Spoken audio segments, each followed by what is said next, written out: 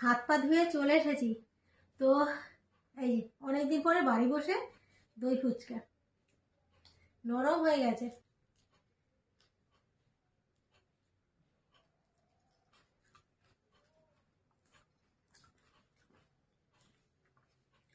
দুটো রেখে দেবো, বর দোকান থেকে আসলে ও খাবে।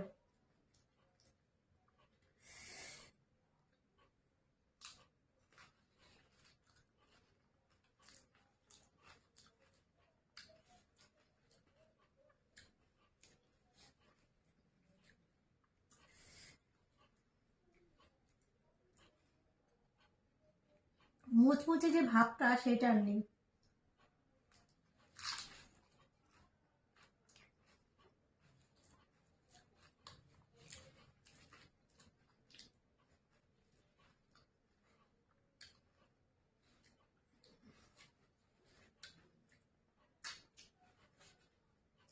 এই দুটো রেখে দিচ্ছি বরের জন্য।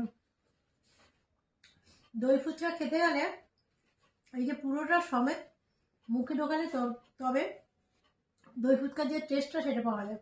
চাটনি আছে, একটা ঝুড়ি ভাজার মতন আছে, দই আছে, তো সমস্ত স্বাদ একসাথে পেতে গেলে পুরো একটা ফুচকা পুরো একসাথে মুখে দিতে হবে, তবে স্বাদটা পাওয়া যায়। তো চলো, খাওয়া গেল।